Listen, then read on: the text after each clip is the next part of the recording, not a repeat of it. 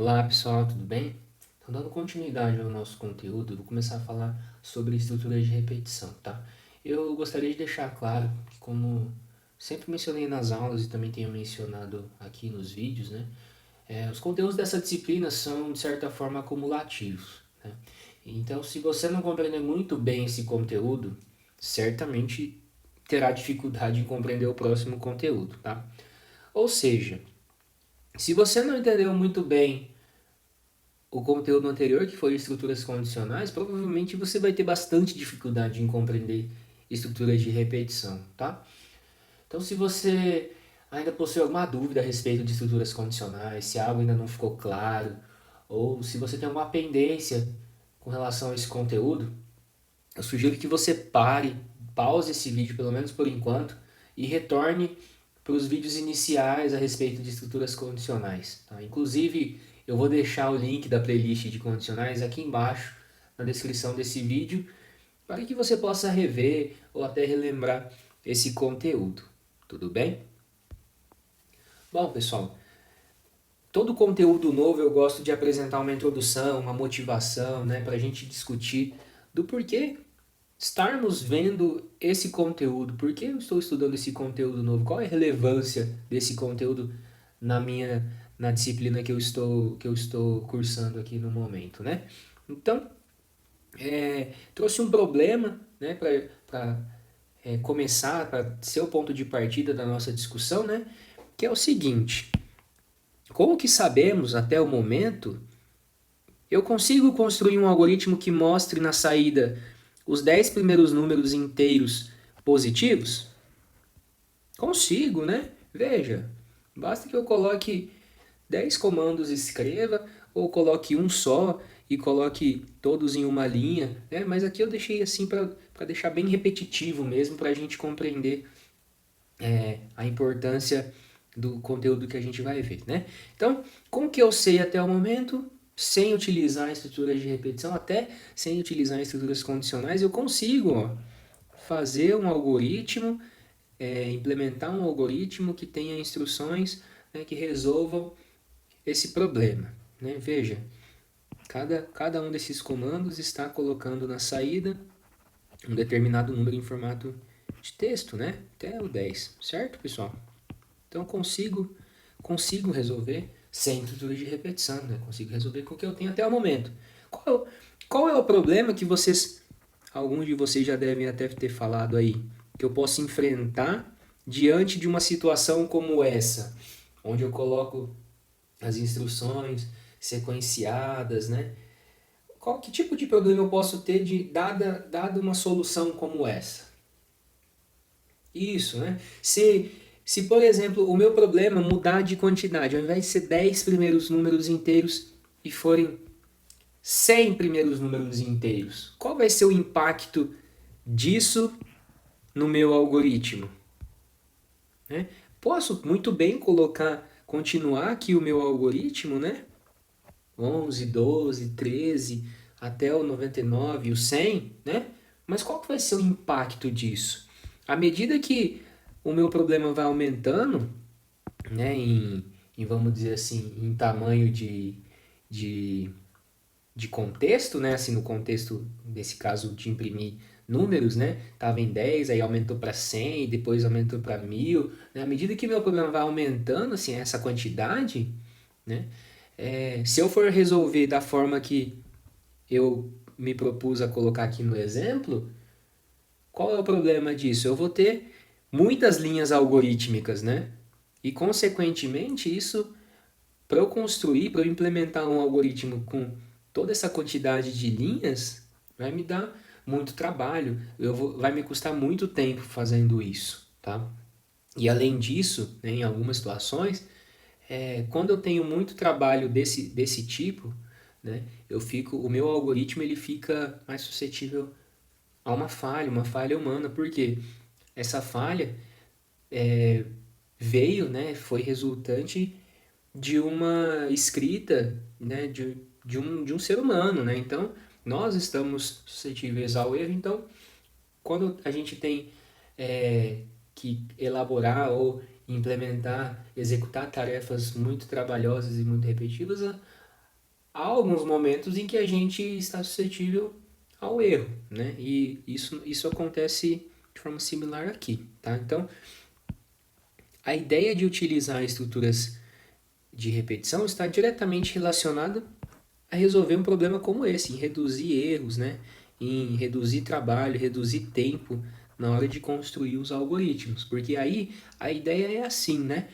Eu, com a estrutura de repetição, eu programo o computador, vamos dizer assim, eu instruo o computador a executar algumas tarefas de forma repetida, tá? Aí o computador, tudo bem, o computador ele foi feito de certa forma para executar tarefas repetitivas, né? De forma repetitiva.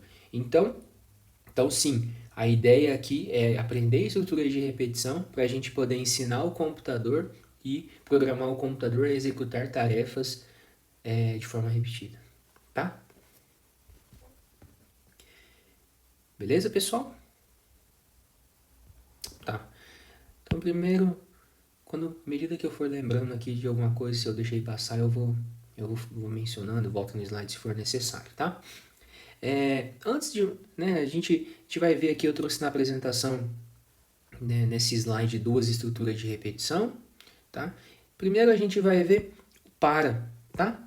O para, que é uma estrutura de repetição, tá? Para e o enquanto, vocês viram ali em cima, né? Mas primeiro a gente vai ver o para, tá, pessoal? O para, aqui, ó, tem uma observação, né? Vou colocar assim, ó, em algoritmos, tá? Por que em algoritmos? Porque lá na programação vai ser um pouco diferente a abordagem dele. Mas existe, sim, a associação de forma similar, tá? Geralmente utilizamos o para em algoritmos, né, quando a gente está trabalhando com faixas de valores, tá? Isso vale para algoritmos, tá? Mas eu vou procurar estender isso de forma parcial lá na programação, quando a gente estiver programando também, até para a gente não se confundir muito, tá, pessoal? O que eu quero dizer com faixas de valores? Veja o problema anterior, né? O problema que eu apresentei anteriormente, né, da motivação, de por que estudar a estrutura de repetição, consistia no quê? Eu precisava imprimir na saída os 10 primeiros números inteiros positivos, né? Esses 10 primeiros números inteiros positivos, para eu imprimir esses números, né? Existe uma faixa de valor entre esses 10 primeiros números inteiros positivos? Sim, né? Qual é a faixa de valor desses 10 primeiros números inteiros positivos? 1 até 10, né, pessoal? Então, quando eu tenho uma faixa de valores, ou eu consigo esquematizar de tal forma que eu tenha essa faixa de valores bem definida, início e fim, então posso utilizar o para aqui, tá? Então, a ideia de utilizar a estrutura de repetição, vocês já viram aí no exemplo, né, vai funcionar assim. Eu defino a minha estrutura de repetição com algumas coisas, né? E aí eu digo assim, ó, a estrutura de repetição tem esses parâmetros, tem essas características, né?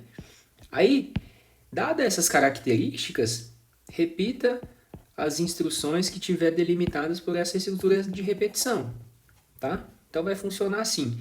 Eu primeiro vou pensar em uma instrução, uma ou mais instruções que eu posso colocar aqui dentro, e aí eu vou colocar essa instrução dentro da estrutura de repetição, e quando o meu algoritmo rodar, a minha estrutura de repetição se encarrega de ficar repetindo essa ou essas instruções quantas vezes for necessário. E se quantas vezes for necessário, vai, vai estar baseado em quê? Vai estar baseado diretamente nessa faixa de valor, né? Nesse limite, basicamente.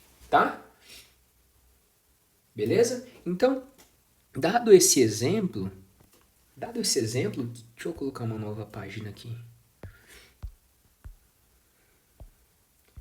Ó, dado esse exemplo, né, o que vai acontecer? Vamos executar linha por linha desse algoritmo só para vocês compreenderem, tá?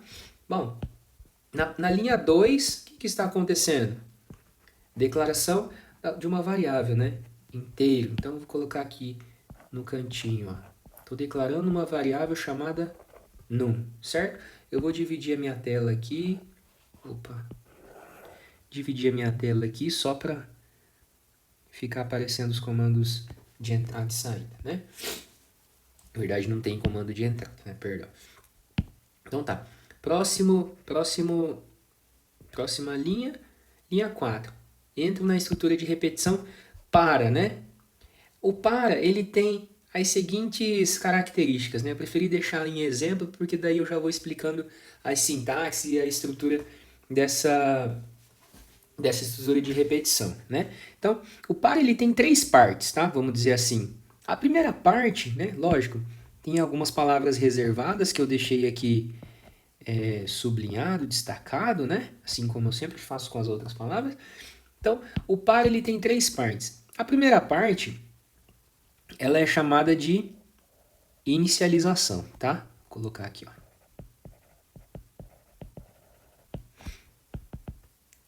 Inicialização.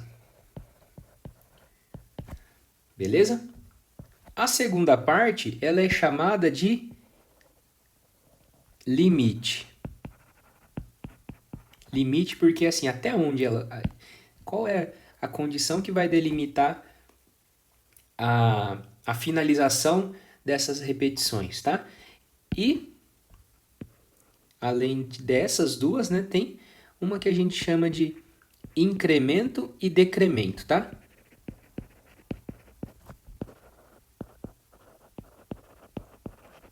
Beleza? Então eu tenho 3 etapas: inicialização, limite, incremento e decremento. Executando essa linha especificamente, a linha 4, o que vai acontecer? Ó, eu vou executar, eu tô falando com calma, né, bem devagar, eu sei que para alguns tá muito devagar isso, mas se você achar que tá devagar, vai ali no vídeo e acelera, põe mais velocidade e tá tranquilo, tá? Mas eu considero isso, essa parte bem importante para a compreensão de vocês aí dessa matéria, tá? Então, nessa linha 4, o que vai acontecer? Eu entro, obviamente, na estrutura de repetição, né? E aí, tudo que está delimitado pelo para e o fim para são instruções que correspondem à estrutura de repetição. Nesse caso, só tem essa instrução aqui que eu vou colocar em laranjado, só tem essa instrução que está delimitado pelo para e o fim para, né? É uma única instrução, um único comando de saída, né? Então, entrei na linha 4, né? Primeira parte do para, o que acontece? Inicialização, né? Essa inicialização, anote bem isso aí, inicialização acontece uma vez. Quando? Quando eu atinjo a linha 4 pela primeira vez, tá? Inicialização só acontece uma vez. O que significa essa inicialização? Para num de 1. Quem é num? A minha variável que eu acabei de declarar ali, né? Então, num de 1 significa num recebe 1, tá? Então, é como se acontecesse isso. Eu vou deixar anotado aqui, ó.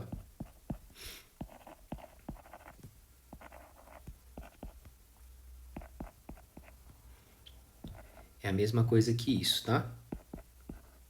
Beleza? Aí, próximo passo, né? Para num de 1, aí tem esse que está em verde, até 10.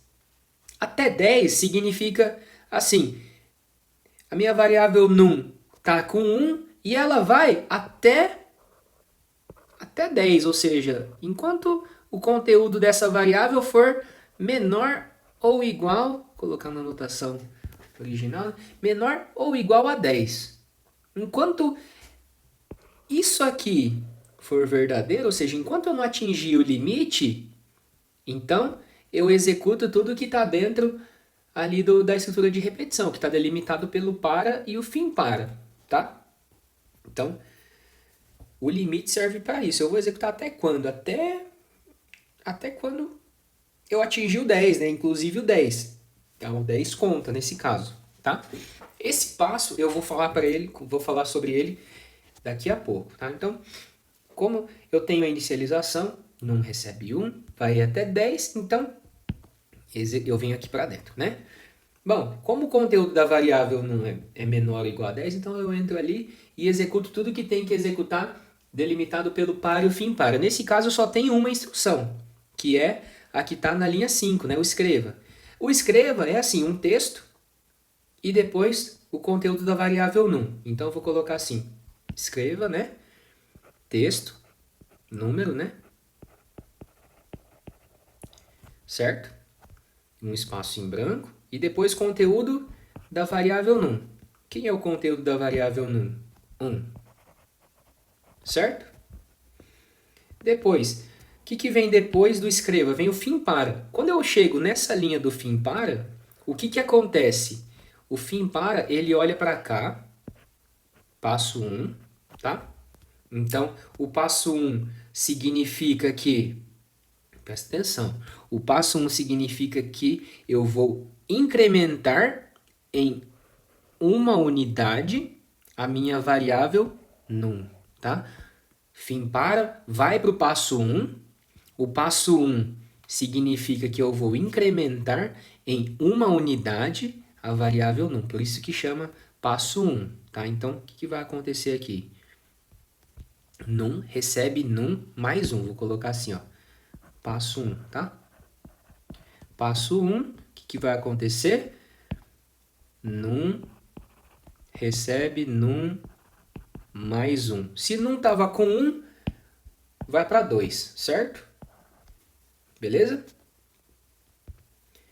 O que mais? Executou o passo 1, para onde que eu vou? Eu vou dar uma limpada nisso aqui, tá? Rapidão. Opa, isso aqui eu não posso apagar, não. Ó, até aqui eu apago, tá? Depois que eu executei o passo 1, para onde que eu olho agora? Agora eu já venho direto para cá, para o limite, tá? Ó, então, recapitulando, ele saiu, colocar assim, ó, vem para cá, né? No fim para, certo? Vem para o passo 1, ou incremento ou decremento, né? E depois vai para o limite. O que ele faz no limite? Ele verifica se o conteúdo da variável num ultrapassou esse limite ou não. Se o conteúdo da variável num não ultrapassou esse limite, então o que acontece? Ele executa de novo o que está limitado pelo par e o fim para, né? Beleza? Se ultrapassou, vai para a próxima instrução depois do fim para. Então, quando eu chego nessa parte aqui, depois que eu incrementei, depois que ele saiu do passo 1, ele vem avaliar o limite. Bom, conteúdo da variável num é menor ou igual a 10? Sim, então o que eu faço? Executo o que está delimitado pelo par e fim para. Escreva número, né? Certo? E conteúdo da variável num. Quem é o conteúdo da variável num? 2. Depois, o que vai acontecer? Fim para. O fim para vai direto ali para o incremento ou decremento, que no caso é o passo, né? Está somando 1, né? Então, num recebe num mais 1, vai para 3. Depois do incremento ou decremento, ele vai para o limite, né? E verifica se o conteúdo da variável num é menor ou igual ao limite. Se for, executa o que está dentro do par e o fim para, né? No caso, é verdadeiro, então eu executo isso aqui, né? Com texto, conteúdo da variável num. Depois, o que vai acontecer? Fim para. O fim para vai lá para o incremento, né? Então, num recebe num mais 1, certo? Do passo 1 vai para onde? Vai para o limite. O que eu verifico no limite? Se o conteúdo da variável num já ultrapassou ou não esse limite, que é 10, né? Nesse caso ainda não. O que vai acontecer? Executa o que está dentro do par e o fim para. Texto, né? Conteúdo da variável num. E depois, o que acontece? Fim para. O fim para vai ir direto para o incremento. Do incremento, num recebe num mais 1. Então, estava com 4, vai para 5. Do passo 1 vai para a avaliação do limite. Num é menor ou igual a 10? Não. Ou sim, perdão. num é menor ou igual a 10. 5 é menor ou igual a 10. Então, executa o que está dentro do para e fim para.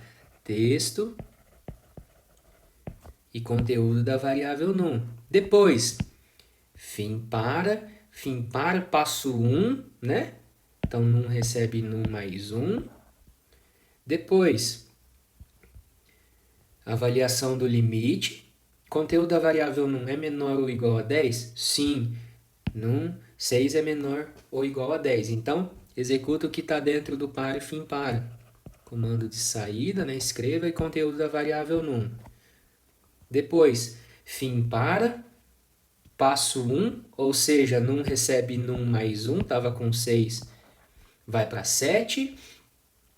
Depois disso, volta para avaliar o limite, né? Aqui na seta em roxo, né? Avalia o limite. Num é menor ou igual a 10? Sim, 7 é menor ou igual a 10. Então, executa de novo. Com o que está delimitado pelo para e o fim para. Né? Escreva número e conteúdo da variável num. Depois, fim para. Do fim para tem o passo 1. Tem o passo 1, né? Que no caso é o incremento. Num recebe num mais 1. Estava com 7, vai para 8. Eu vou terminar de executar isso aqui, tá? Só para vocês verem que horas que isso vai parar, tá? Certo? Escreva número, conteúdo da variável num, fim para, né? Aí depois acontece o incremento por conta do passo 1, estava com 8, vai para 9, né? 9 ainda não atingiu esse limite, que é 10, então eu vou executar de novo o que está delimitado pelo para e o fim para. Texto, né? Comando de saída, texto e conteúdo da variável num. Depois, fim para, passo 1 da variável num, num recebe num mais 1, estava com 9, vai para 10, né? E aí eu volto para avaliar o limite, certo? Nesse caso, o que vai acontecer? Atingiu o limite ou ainda não atingiu o limite? Bom, nessa pergunta, sim, chegou ao 10, né? Mas o até 10, ele quer dizer, se você prestou bem atenção, o até 10, ó, ele inclui também o número 10, tá? Inclui também esse limite, tá? Então, quando a variável não chegar ao valor 10, o que vai acontecer? É como se ele estivesse perguntando assim, conteúdo da variável num é menor ou igual a 10? Não é menor, mas é igual a 10. Então, como essa proposição é verdadeira, novamente o comando ou comando ou os comandos, né, que estivessem delimitados aí pelo para e fim para vão ser executados. Nesse caso é só um comando, né, o escreva. Então, escreva texto, né, e conteúdo da variável num. Acabou? Não, né? Quem respondeu que sim, errou, né? Não acabou, porque o que vai acontecer? Eu continuo executando para, né? Ó, escrevi o texto e conteúdo da variável num, beleza. Fim para, o que acontece do fim para? Vai lá para o passo 1, né? Esse vai lá para o passo 1 significa o quê? Num recebe num mais 1 por conta do passo 1, tá? Depois, volta, sai do incremento aqui e vai para o limite de novo, né? E esse vai para o limite de novo significa o quê? Ele verifica se o conteúdo da variável num ultrapassou ou não o limite, né? Nesse caso, o conteúdo da variável num ultrapassou o limite? Se ultrapassou, então eu não executo mais as instruções delimitadas ali pelo para e fim para. Se não ultrapassou, eu executo, né? Nesse caso, o conteúdo da variável num, sim, ultrapassou já o meu limite, que é 10, né? 10, 11 não é menor ou igual a 10, né? Portanto, quando essa condição aqui, esse limite, deixa eu ver que cor que eu coloco aqui. Quando esse limite, sublinha aqui em verde, quando esse limite for falso, o que significa? Quando esse limite for falso, eu não executo mais o que está aqui dentro do para e fim para. E aí eu vou para onde? Eu vou para a próxima instrução depois do fim para. Então é como se eu saísse desse limite e viesse para a próxima instrução, que no caso, linha 7, tá? Então tem todo esse fluxo. Eu vou tentar colocar aqui, ó, quando ele sai do par, ele vem para cá, né? Pro incremento, depois ele vem para cá, vou colocar em 2, e aí ele verifica o limite, né, que é o 3, certo, pessoal? Então tem essas etapas, tá? Então é muito importante que vocês tenham compreendido. Eu sei que eu falei bem devagar, que eu repeti bastante vezes as coisas, mas é porque é necessário e nem todo mundo tem a mesma facilidade ou a mesma dificuldade em assimilar as coisas, então eu acho que é necessário, foi necessário ter feito assim, tá, pessoal? Então, se por um acaso, né, assim, é um erro comum esse, tá? A execução, né, vocês fazerem a execução desse algoritmo e aí vocês falarem assim, chegou no 10, imprimiu o número 10 na saída, acabou? Não, por quê? O meu par ainda está em execução. Esse meu par está em execução significa que, ó, quando ele escreve o conteúdo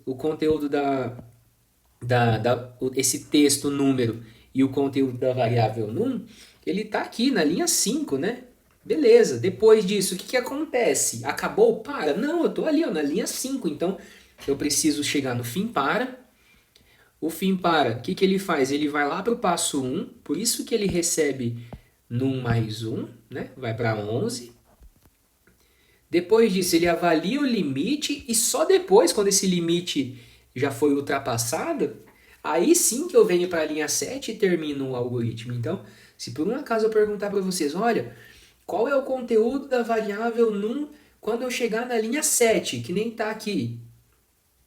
Se você responder 10, está errado, porque olha lá, depois da execução passo a passo, qual é o conteúdo da variável num? 11, tá? É 11, tá, pessoal? Então é assim, a estrutura de repetição, ela é, vamos dizer assim, pensada, né? Não para ela ficar executando para sempre, em loop infinito. Não, a estrutura de repetição é de certa forma pensada, lógico, para ela começar, né? E aí ela tem que executar diversas vezes de forma repetida, né? Algumas instruções, mas isso por um determinado tempo, sabe? Depois você tem que o seu algoritmo, o seu programa precisa finalizar, tá? E esse num com o valor 11 que é o momento de parada, vamos dizer assim, de encerramento da execução da estrutura de repetição. Então, isso é muito importante, tá? Que vocês tenham assimilado e compreendido. Por que que ali está 11, sendo que aqui tá 10, tá? Então, por que que ali está 11? Porque, bom, ele escreveu 10, depois foi para o fim para, o fim para vai para o passo 1, o passo 1 incrementa o num que estava com 10 para 11, né? E aí, chega no 11, verifica se o 11 já atingiu o limite, né? Se a variável num já atingiu o limite. Atingiu, pronto, finaliza. Então, esse vai ser o conteúdo da variável num no final da execução desse algoritmo, tá? Uma sugestão que eu dou para vocês é todos os algoritmos que a gente for implementar aqui, tentem executar passo a passo para vocês tentarem assimilar, assim como eu fiz aqui. Veja, deu um trabalhão danado, né? Alguns de vocês vão até pular o vídeo, vão adiantar e tudo mais, mas sim, é essencial que vocês vejam essa execução tá acontecer, tá, pessoal? Então, eu vou encerrar por aqui esse vídeo, eu acho que já ficou muito longo, tá? E eu retorno já. Abraço, pessoal, até mais.